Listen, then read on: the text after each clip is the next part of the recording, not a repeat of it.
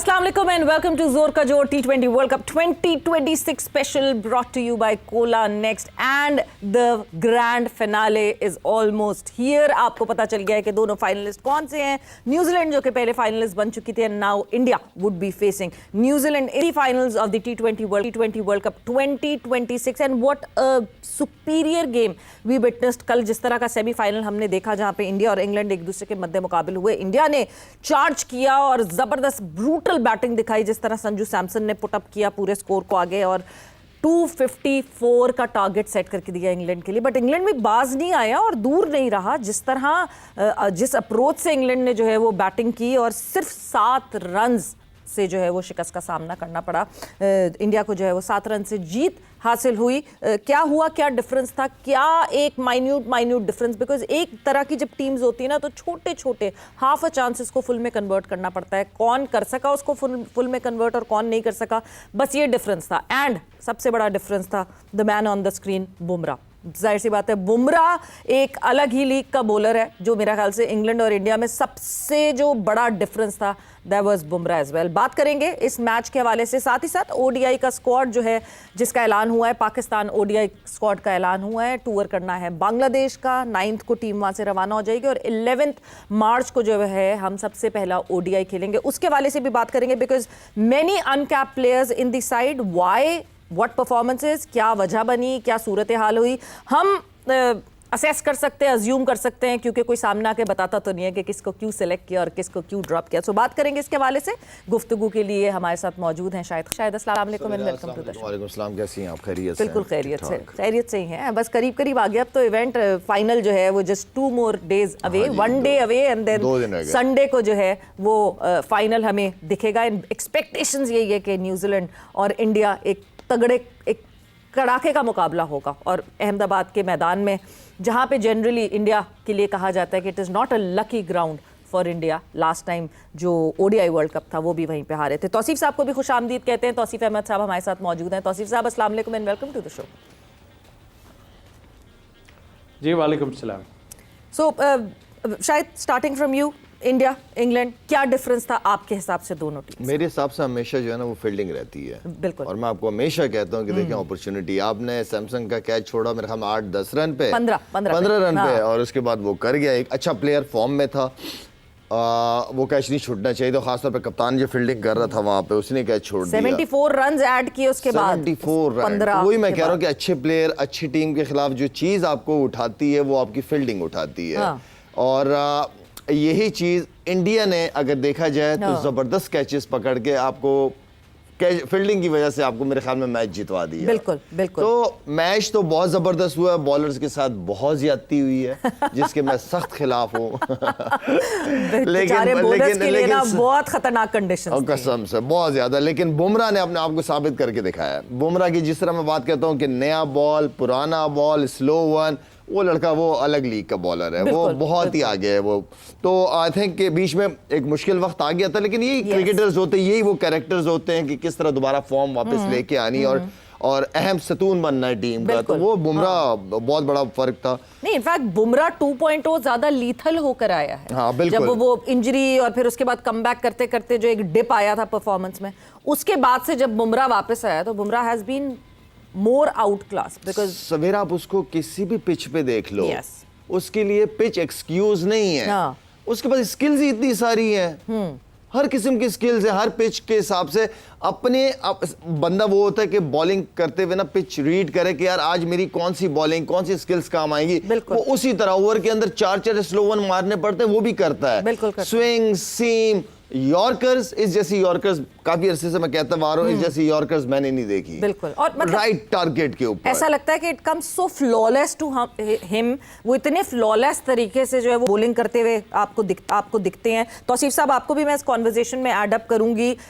Harry Brook का वो एक कैच, जिस तरह शाहिद ने कहा कि fielding was the major difference between both the teams. एक वो जो वो पीछे भागते हुए जो अक्षर पटेल ने वो कैच लिया हैरी ब्रूक का, और उसके बाद एक रिले कैच लिया विल जैक्स का, जो कि अर्शदीप के वाइड पे वाइड करते हुए, और फिर वो जो है अक्षर ने जो है वो दुबे को उसका कैच दिया और वो रिले कैच हुआ. ये दोनों आपको लगते हैं टर्निंग पॉइंट्स थे? जी हाँ, बिल्कुल. 2 दिन में हमने बड़ी ज़बरदस्त क्रिकेट इस फॉर्मेट की देखी और क्या बात है, और जिस तरह की मार लग रही थी, वाकई अफसोस हो रहा है बॉलरों पे ज़रूर, बट वही एक अच्छा बॉलर है जो ऐसे टाइम में अच्छी बॉलिंग करे, और जाहिर है हर वक्त उन्हें अपने मतलब की चीज़ें नहीं मिलती, और वो बुमराह ने कर दिखाया, जैसा कि अभी शाहिद ने बात भी की है। तो मेरा ख्याल है कि फील्डिंग ने कल मैच को इधर से उधर कर दिया, दोनों ने ज़बरदस्त क्रिकेट खेली, और पता चल गया जैसा कि शाहिद और हम सब बात करते हैं कि भाई फील्डिंग जो है ना, और इस फॉर्मेट में ख़ास तौर पे फील्डिंग जो है वो बहुत काउंट करती है, और कल नज़र आ गया अक्षर ने जो कैच किए हैं, और हाजिर दिमागी जो है ना वो बड़ी ज़रूरी है इसमें। आप देख लें कि इतनी ऐसा कैच जो मैं नहीं समझता कि हर कोई इस तरह कर पाएगा, और फिर इतना कि मैं वहाँ से गेंद को थ्रो करके बाउंड्री से, मतलब पुश करके जो है फील्डर सामने उसको फेंक दूँ।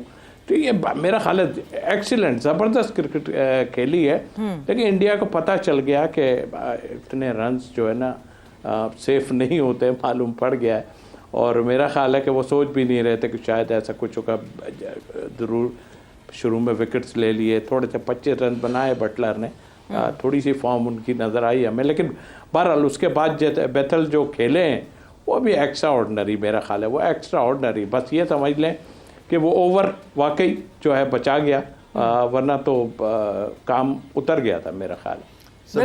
वो जो तौसीफ भाई, अगर आपने देखा वो लड़का क्या है जिसने सॉस का इंग्लैंड का बेथल जिस बॉल पे वो आउट हुआ है ना, अगर आप वो रिप्ले में वो शॉट देखेंगे ना, उसने जोर ही नहीं लगाया उस पे, उसने हल्का सा फ्लिक किया है, हल्का सा पुश हो जाता ना, वो वहां पे छक्का था, बिल्कुल बाउंड्री लाइन पे कैच हुआ है वो। अगर उसकी आप विकेट देखें, उसको वो शॉट वहां से अगर वो लग जाता ना छक्का, वो मैच भी ले जाता, ये मैं बता रहा हूँ आपको, वो मैच ले जाता, वो जिस तरह खेल रहा था। हम ब्रेक पर जा रहे हैं, ब्रेक से वापस आते हैं, मैं बिल्कुल इसको यहाँ से कंटिन्यू करूंगी बात को। वक्त एक ब्रेक का हुआ है, ब्रेक से वापस आएंगे तो पाकिस्तान ओडीआई टीम के हवाले से भी हमारी डिस्कशन होगी आफ्टर द शॉर्ट ब्रेक।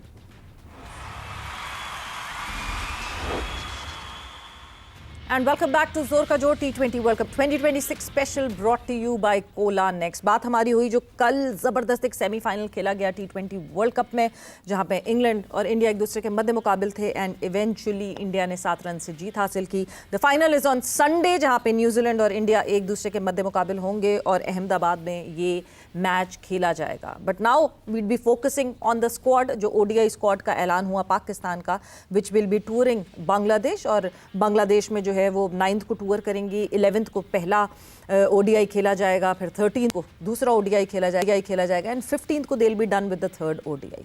अब जो उसका स्क्वाड है उस पर बहुत सारे रिजर्वेशंस हैं लोगों के, कौन क्यों आया, किस परफॉर्मेंस पे आया, किस वजह से आया, वो सारी चीज़ें जो हैं उस पर ज़रा हम आगे अब बात करते हैं, बिकॉज कौन से प्लेयर्स हैं और कितने प्लेयर्स हैं एक्चुअली जो कि अब इस स्क्वाड का हिस्सा बन रहे हैं। शायद ऑलमोस्ट 6 अनकैप्ड प्लेयर्स आपको दिख रहे हैं इस पूरी लिस्ट में, और जो नए नाम दिख रहे हैं उनकी बेसिस पे बहुत कुछ ऐसे प्लेयर्स हैं जिनको प्रूफ करना बड़ा मुश्किल है कि वो क्यों हैं स्क्वाड के। सवेरा पहली बात तो ये कि जब भी टीम अनाउंस होती है, एक प्रेस कॉन्फ्रेंस होती है, चीफ सेलेक्टर आते हैं, बैठते Gone are the हैं, days, पता नहीं कब होती थी, पता नहीं समझ से बाहर है कि किस डायरेक्शन में किस जा रहे हैं। कोई एक चीफ सेलेक्टर होता है, सिलेक्शन कमेटी का पैनल बैठा हुआ होता है, टीम अनाउंस की जाती है, मीडिया वाले सवाल पूछते हैं कि आप इसको लेके आए, इसको बाहर बिठाया, क्यों बिठाया, वजूहात, तो वो क्लियर हो जाती है पिक्चर सारी। बिल्कुल समझ ही नहीं आ रहा कि ये जा किस तरफ। अब मेरे जहन में है कि अगर अब ये नए बच्चे हैं, ये शमाइल हुसैन जो बच्चा है शामिल, अब ये शामिल को मैंने कभी देखा नहीं है खेलते हुए, लेकिन अगर इसकी परफॉर्मेंसेस की बात करूं तो बड़ी अच्छी परफॉर्मेंसेस हैं इसकी। फर्स्ट क्लास देखूं, T20 देखूं, या लिस्ट ए की परफॉर्मेंसेस देखूं, तो हम लिस्ट मंगवा के हमें पता चल रहा है कि यार इस बच्चे को अगर लिया सही लिया है। अब ये एक बच्चा है साद मसूद, ये मुझे नहीं समझ आया, मेरे ख्याल में जब मैंने पता किया तो लास्ट एशिया कप में कोई एक आधा मैच में इसने कुछ किया, तो इसको इंडिया के खिलाफ विनिंग शॉट, इंडिया के खिलाफ फॉर्मेट। और दूसरा सवेरा ये है कि ये बच्चे खेले कितना है, ये तो फर्स्ट क्लास खेला हुआ नहीं है। अगर ये शमाइल की मैं बात करूं तो इसने चलो 26 मैचेस फर्स्ट क्लास खेले हुए हैं, इसलिए तो फर्स्ट क्लास खेला हुआ ही नहीं है बच्चे, ये तो सिर्फ लिस्ट ए के कुछ मैचेस खेला हुआ है। साद ने 3 लिस्ट ए के मैचेस खेले, 3 साद मसूद अच्छा होगा, मैं ये नहीं कह रहा कि अच्छा नहीं है, लेकिन 3 मैचों की परफॉर्मेंस के ऊपर आप ले आए, ये एशिया कप के खिलाफ। इसी तरह मास सदाकत तो खैर पहले भी खेल रहा था बच्चा, ये अच्छा परफॉर्मर है, फर्स्ट क्लास। जो लिस्ट मेरे सामने पड़ी हुई है, मैचेस भी खेले हुए इसने। एक तो ये है कि हम थोड़े से जो नए बच्चे हैं ना, इनको जरा ज्यादा टाइम दें फर्स्ट क्लास में। एटलीस्ट 2-3 साल, जो जेन्युइन बैट्समैन है ना, एटलीस्ट 3 साल तो वो फर्स्ट क्लास क्रिकेट खेले, बैटिंग करे हर किस्म की पिचेस कंडीशन पे। इसी तरह फैसल अकरम की परफॉर्मेंसेस बहुत अच्छी हैं। फैसल अकरम है, फैसल अकरम के साथ वो दूसरा क्या नाम है बच्चा? मुकीम। अच्छा, मुकीम को ले आते हैं, गायब हो गया, वो गायब हो जाता है। हम क्यों तो ऐसे लाते हैं प्लेयर को और ऐसे गायब कर देते हैं कि कहाँ चला गया। अच्छा, गायब हो गया होगा। अब जैसे मैं आमिर जमाल की बात करूँ या दूसरे, क्या सिलेक्शन कमेटी इनसे बात करती है इन प्लेयरों से कि आपने कितनी मैचेस खेलने, आपकी किस जगह पे प्रॉब्लम है, उसको इंप्रूव करके आओ? कौन सिलेक्शन कमेटी? बात ये है ना कि कौन सिलेक्शन कमेटी। अब चलिए मैं आपको शायद मैं एक अपडेट दे देती हूँ। कल क्योंकि मैंने आपको बताया था कि सरफराज अहमद और मिसबाह उल हक को भी अनाउंस कर दिया that they will be the part of selection committee. मजे की बात ये है कि Misbah ul Haq does not know about it. अच्छा, मिसबा को पता ही नहीं था? नहीं, मिसबा इतने अरसे से सर्कल में, उसको ना भी पता हो तो कोई बात नहीं। मिसबा तो किसी ने कहीं ना कहीं बोर्ड के अंदर वो सर्कल में होता है। वो है, अभी भी बैटिंग, अभी भी कोचिंग में है, सर्कल में है, वो ही चल रहा है with the batting coach and every batting coach वो ये है। मगर आप वो देखें ना, कॉन्फ्लिक्ट ऑफ इंटरेस्ट फिर कितना बढ़ जाएगा। और अगर उस बंदे को अभी पता ही नहीं है कि आपको सिलेक्शन के लिए अनाउंस कर दिया गया है, तो ऐसा हो नहीं सकता कि पता ना नहीं हो सकता। नहीं, ऐसा हो नहीं सकता कि सेबी ऐसे नहीं कोई अनाउंस कर देता। मैंने बताया होगा। वैसे इस प्लेटफॉर्म पे बैठ के मोहम्मद यूसुफ ने भी यही बात की थी। क्या कहा था? उनसे अभी बातें हो रही थी और उनको बैटिंग कोच अनाउंस कर दिया था for the New Zealand tour. He was not in the loop के हाँ जी कर रहे हैं अनाउंस, नहीं, सिर्फ मोहसिन नकवी साहब, आप बहुत मेहनती आदमी हैं, काम करना पसंद करते हैं, बहुत अच्छा करते हैं, ठीक है ना। जिम्मेदारियां दें, ऐसा ना हो कि कल आप ही सिलेक्टर हों, आप ही कोच हों, चेयरमैन तो आप वैसे भी हैं, कल को आप ही ना सारा पकड़े जाओ। मुझे पता है आपने जिम्मेदारियां दी हुई हैं, लेकिन एटलीस्ट अनाउंस करें कि चीफ सेलेक्टर ये है, हेड कोच ये है, डोमेस्टिक ये चला रहा है। सिलेक्शन कमेटी के चेयरमैन को तो आप अनाउंस करो ना। बिल्कुल, इतना काम तो आप कर सकते हैं ना, बाकी तो हम देख ही रहे हैं। बिल्कुल। ये तौसीफ साहब एक बहुत इंपॉर्टेंट चीज, क्योंकि जब से ये बंद हुआ है अनाउंस होना, ये टीम अनाउंस हुई, टीम सामने आई, टीम ये है, क्या लड़के खेल रहे हैं, कौन सा लड़का आया, कौन सा लड़का नहीं आया, इसकी जब तक रीजनिंग, हमें एक ऑफिशियल रीजनिंग नहीं मिलेगी पाकिस्तान क्रिकेट बोर्ड की तरफ से, सिलेक्टर्स की तरफ से, तब तक तो ये सारी वो उठते रहेंगे सवाल, सब जो है उंगलियां उठाते रहेंगे हर स्क्वाड के ऊपर।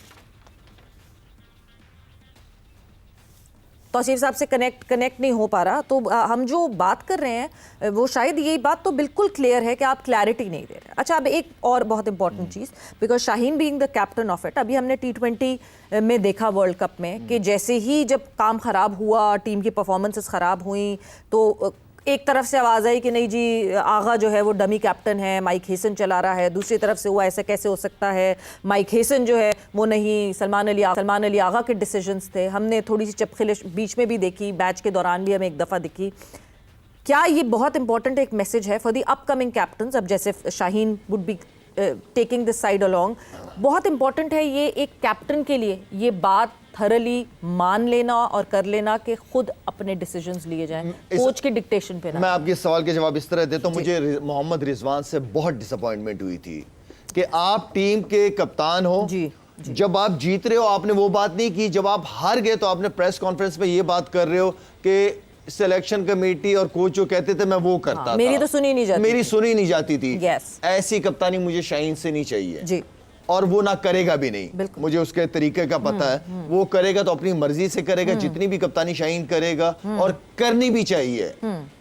वो और कोच मिल के टीम को बनाए, आगे वर्ल्ड कप आ रहा है, ठीक है। ये ना हो कि शाहीन बाद में प्रेस कॉन्फ्रेंस कर रहा है कि मैं तो मेरे हाथ में कुछ नहीं था, सब ये कर रहे थे। नहीं, ये एक लीडर के लिए ये स्टेटमेंट देना, मेरे ख्याल में वो लीडर बनने के काबिल ही नहीं होता फिर बंदा, ठीक है। और मुझे उम्मीद है कि शाहीन जो भी डिसीजन लेगा वो खुल के लेगा, चाहे जैसा भी लेगा वो खुल के खुद ही करेगा, खुद ही कोच के साथ मिलके करेगा। ये ट्रैक रिकॉर्ड, वैसे आतिफ राना साहब भी जब आते हैं तो वो यही कहते हैं कि अपने डिसीजन लेता है शाहीन। बट तौसीफ साहब आपकी तरफ मैं आती हूँ, इस ओडीआई स्क्वाड पे हमने कल सरसरी से बात जरूर की थी। बार बार जो मसला आ रहा है वो यही आ रहा है कि कोई आके बताने वाला नहीं है कि किसी लड़के की सिलेक्शन हुई है तो क्यों हुई है। अब जैसे साद मसूद की हम बात कर रहे हैं, so why is Saad Masood in the mix? 3 list A के मैचेस खेल के एक लड़का अगर खेल रहा है पाकिस्तान की, अगर उसको कैप मिल रही है तो इसका मतलब ये है कि बहुत ही सस्ती हो गई कैप हमारी। कर दी है, पहले थोड़ी सी मेरी आपकी बात सुनी मैंने, मिसबा के ऊपर बात की। देखिए मिसबा इस वक्त ऑल इन ऑल हैं और डोमेस्टिक को पूरा देख रहे हैं। और अभी आप अगर नियाज़ी इस वक्त छाए हुए हैं, ऑनेस्टली मेरा उनसे कोई वो नहीं है। नियाज़ी साहब जो देख रहे हैं सारा NCA को, पूरी डोमेस्टिक को। आप ज़रा फैसलाबाद की टीम वो ऑफिशियल उठा के देख लिए, 6-5 जी खुर्रम नियाज़ी, तो उसमें 5-6 जो हैं वो न्याजी हैं सारे। मैं ये नहीं कहता कि न्याजी नाम कोई ऐसा है, लेकिन जो मैं डोमेस्टिक का मुझे हालात नज़र आ रहे हैं वो बहुत ही ख़राब हालात हैं। और आपने बिल्कुल ठीक कहा, कोई बताने वाला नहीं है इनको कैसे गाजी गौरी क्यों आया, किस वजह से आया, और भी कई चीज़ें। इसके लिए मैं तो समझता हूँ कि अगर कोई हिम्मत पकड़े तो हम बैठते हैं एक जगह और वो आन के हमारे सामने बैठे हैं और इस पर हम डिस्कस करते हैं कि ये क्या है। लेकिन नहीं, मुश्किल होगा। वो तब अपने अपने पल्लू झाड़ रहे हैं ना सबके, भाई नहीं हमने नहीं किया, हमने नहीं किया। किसने किया, कौन है, कह दें, बता दें कि किसने किया है। तो जिसने किया है, या खामोशी ज़रूरी है, इसलिए कि पावर, देखिए पावर आती है ना जब, तो अल्लाह से भी डरना चाहिए। कोई हो, XYZ कोई भी हो, अल्लाह से डरे कि पावर मेरे पास है, मैं ऑनेस्टी करूं। लेकिन बहुत मुश्किल होता है ये काम। तो आप समझ लें कि फिर बहुत, आई थिंक मेरा ख्याल है ये जो टीम अनाउंस हुई है, ये जो हमारे जितने फ्रेंचाइज हैं जी उनकी बहुत ज़्यादा जो थी वो प्रेशर था, जिसकी वजह से ये गाजी गौरी को भी लिया और फिर ये साद लड़का जो है वो साद मसूद उसको भी लिया। वरना आपके पीछे कोई चीज़ नज़र आनी चाहिए कि पीछे है क्या आपके जी। आपके पीछे कुछ नहीं है, ये सारा वही चल रहा है। जिसको मौका मिल रहा है वो अपना अपना प्लेयर खिला देता है। जिसको मौका मिल रहा है शायद अपना अपना प्लेयर, मेरे 2 तुम्हारे 2 3 उसके रख लो, 4 उसके बन रही है, ये लग रहा है इसको देख के। हाँ, अपने खिला रहे हो, हाँ, खिलाओ। सिर्फ अपने आप से एक सवाल पूछो कि क्या मैं इंसाफ कर रहा हूँ, क्या इस बच्चे का हक बनता है या उस बच्चे का हक बनता है। अभी जो आप कीपर लेके आए हो, क्या नाम है, गाजी बच्चा है, ठीक है ना। हाँ। इसके बारे में मैंने कल वैसे, क्योंकि मैं चाह रहा हूँ कि पता करूँ, तो कल मैंने पूछा, तो कल जो इसके साथ खेले हुए बच्चे हैं इसके साथ, वो मुझे कहीं मिल गए, ठीक है। मैं ट्रेनिंग कर रहा था, वहां आ गए मेरे पास। तो मैंने उनसे वैसी बच्चों से पूछा, उन्होंने कहा शायद भाई ये जो है अच्छे हैं, लेकिन इससे ज्यादा अच्छे हैं और ज्यादा बेहतर प्लेयर है। सवेरा हमारा प्रॉब्लम, सुनो मेरी बात, छोड़ो। मैं ये जो इंसाफ क्यों नहीं करता, रिजल्ट क्यों आता है आपका इस तरह। एक लड़के को आप 40-40, 50-50 मैचेस दे देते हैं, ठीक है। दूसरों को आप 10-10, 5-5 मैच दे के फारिग कर देते हैं, क्योंकि वो आपकी लाइकिंग में होता है, इसलिए उसको खिलाओ, क्योंकि आपको उसमें फ्यूचर नजर आ रहा होता है। खुद से फैसला कर लेते हो, परफॉर्मेंसेस का क्या फायदा है। तो करो ना फिर इंसाफ जिस दिन इंसाफ करोगे, खुदा की कसम आपके रिजल्ट बिल्कुल ठीक हो जाएंगे। हम इंसाफ नहीं करते, ना डोमेस्टिक लेवल पे ना ऊपर लेवल पे। हम बहुतों को बहुत सारे चांसेस देते और कुछ को कोई चांस नहीं देते, बिल्कुल सिर्फ निपटाने की कोशिश करते हैं। इस टीम को देख के आपको लगता है कि क्या प्री रिक्विजिट था, कोई एक होता है ना कि हाँ जी मैंने अगर O लेवल्स किया है तो मैं आगे जाऊंगी या फिर पढ़ाई करूंगी, या मैंने एक नर्सरी पूरी की है तो मैं स्कूल में जाऊंगी। फर्स्ट क्लास की 3-3, 4-4 मैचेस हैं, 10-10 मैचेस के ऊपर आप पाकिस्तान खेल लेते हो, इतने इजी कर दी है। कसम खुदा की, इस तरह तो मैं दोबारा फर्स्ट क्लास क्रिकेट खेलना शुरू कर दूं अभी। अनाउंस कर, कहने का मतलब ही इंसाफ करो, सबके साथ करो। ये नहीं 40-50 मैचेस दे रहे हो, दूसरों को कुछ आध मैचेस देते हो, ये ज्यादती करते हैं हम लड़कों के साथ। लड़कों के दिलों में ये बातें रहती हैं, वो टीवी पे आके बातें करते हैं, बैठते हैं कि हमारे साथ ये किया, उसके साथ ये किए जा रहा है। मिसालें हैं ना, मैं क्या नाम लूं उन बच्चों के। तो गलत करते हैं, हम ज्यादती करते हैं। हम as a senior, as a board, as a selection committee, हम बहुत ज्यादती करते हैं प्लेयर्स के साथ। बिल्कुल, और वो ज्यादती फिर वही है जिस तरह हम बात करते हैं कि पाकिस्तान सिस्टम में जो क्लोजनेस होती है, फिर बोर्ड हम हमेशा कहते हैं should be a father figure for all the players. और जब बाप ही अगर अपनी औलाद में जो है वो तफरीक करने लगे और अपनी औलाद में जो है वो बायसनेस ले आए, तो फिर जाहिर सी बात है बेटे भी जो है वो बदजन हो जाते हैं। और हमने बहुत सारे प्लेयर्स इसीलिए उड़ते इधर उधर दूसरे मुल्कों में जाते हुए देखे, बिकॉज उनको कोई उम्मीद नहीं दिख रही थी, वो शायद किसी के फेवरेट नहीं थे। तो ये तो मसाइल हैं, इन मसलों को सबसे पहले सॉल्व करना पड़ेगा। बट विद दैट, इस स्क्वाड पे हम आगे भी आने वाले दिनों में बात जरूर करेंगे, बिकॉज एक पॉइंट ऑफ व्यू जो कि मैं फॉरवर्ड पुट अप करना चाहूंगी, मगर अब हम वो कल उसके बारे में बात करेंगे कि शायद आपको सीनियर्स इस टीम में इसलिए नहीं दिख रहे कि ठीक है बांग्लादेश का टूर है, सीनियर्स अभी अभी खेल कर आए हैं, थके हुए हैं, वर्ल्ड कप खेला है और फिर अब PSL खेलना है, तो बीच में ये जो 3 हैं इसमें यंग लड़के चले जाएं। This could be one point of view to look at it, but वक्त जो है अभी खत्म हो गया जोर का जोर का। तौसीफ साहब बहुत बहुत शुक्रिया फॉर ज्वाइनिंग इन, शायद बहुत बहुत शुक्रिया। वक्त यहाँ खत्म हो गया। Savera Pasha signing off, take care, bye bye, अल्लाह हाफिज।